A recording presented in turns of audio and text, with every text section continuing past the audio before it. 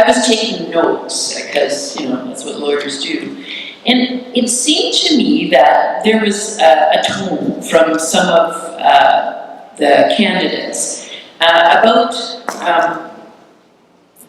an issue that we didn't really get to talk about, and that was fair taxation. I am dead surprised that people didn't ask me, well, how are you going to pay for it, right? Because we have pharmacare, we have dental care, we want to address the housing affordability crisis. These are bread and butter issues in every election to people.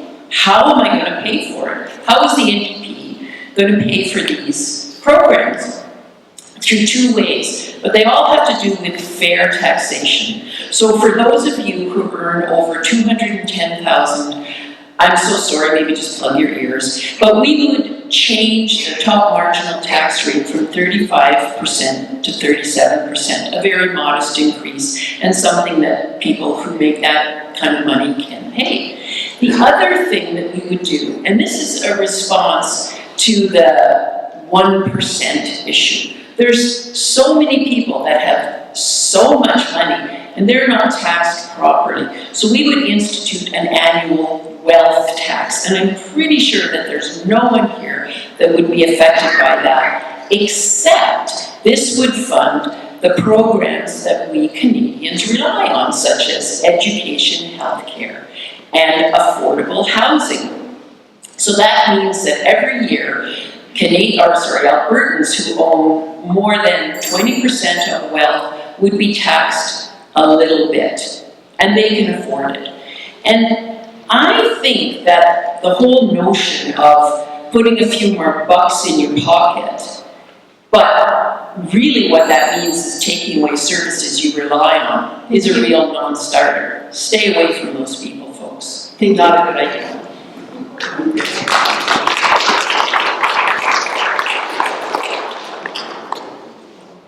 Mrs. Wellwood? Yeah. There's a real option this October that will put Alberta back on the map in Ottawa, place Canadians first, and bring unity to this country. Traditional parties often whip their MPs, silencing not only their voices, but your voices in the process. This October, we have an opportunity to elect a representative who will speak for all of us, not just bow to the pressure of a political party. We've all identified the problem. Many of us think it's Justin Trudeau, but it really does run much deeper than that. It is rooted in identity politics and the lack of proper representation for Western Canada. The constant pandering to Quebec and Ontario for votes by politicians who seek power and authority for themselves rather than do the job they were sent to Ottawa to do, and that's to accept responsibility for others. They've forgotten that they are the servants, not the masters. It's easy to talk about the problem, but I want to change the conversation. I want to talk about the solution. To live life is to be bold. It is to demand from it that which we want. The People's Party is a party of plans, not promises. We have a plan to build pipelines and to get Albertans back to work. We have a plan to negotiate equalization payments that are fair. We have a plan to balance the budget in 2 years and protect our social programs for our future generations. We have a plan to reduce taxes, and we have a plan to reassert Canada's sovereignty and protect our freedoms. I'm asking you to have courage, to vote for your principles, and we will not only get rid of Trudeau, but we will also get an Alberta we want and a Canada we can be proud of. Thank you.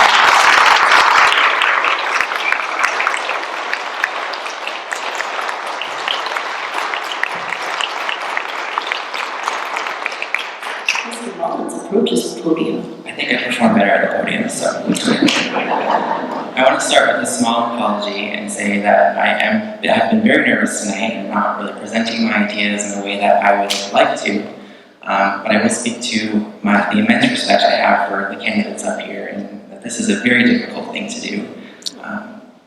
And I'm sad that we didn't have all the candidates here tonight, but I'm sure it would have loved to be here as well.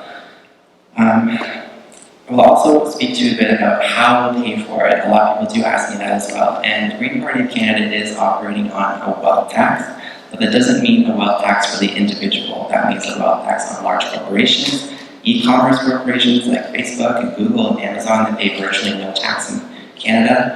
We'll go after offshore tax havens, offshore tax accounts, and we will gather all of that income to pay for the many things that we do promise. But on that note, the Green Party of Canada is the only party that has their plan fully costed by the Parliamentary Budget Office, so we know that we can afford the things that we promised to you. So as the next Member of Parliament for Banff-Airdrie, I am committed to being a strong, responsive, and progressive voice that this community needs. If elected, I will be a champion for your right to a prosperous and sustainable future, and I hope that by the end of this campaign, you will seriously consider voting Green on October 21st and voting for Austin Mullins. Thank you.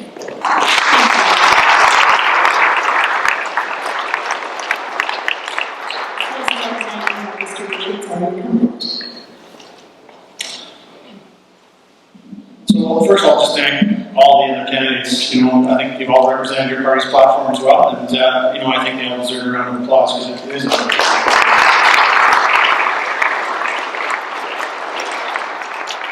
I'm seeking re-election as your member of Parliament. And each time I put myself forward for re-election, at least one of the opposing candidates has stood up here and made a claim that they'd somehow be a stronger voice. And I guess it's their job to claim that. That's what they're trying to do. But it's not their decision to make about who's the strongest voice, who's the best voice for you, who will work the hardest for you. I've always believed that actions speak louder than words. And I know that you know how hard I work for you. And I know that you know that it's yielding results, both here locally and at the national level. And that I'm committed to the community. You know that. And you know that I'm in it for the right reasons. And that I'm offering a positive, conservative vision and policies that will make a real difference for our community, for our province, and for our country. And so on October 21st, if you want a strong voice, an experienced voice, a hard-working voice, and a voice that you know that you can continue to count on, I ask for your support.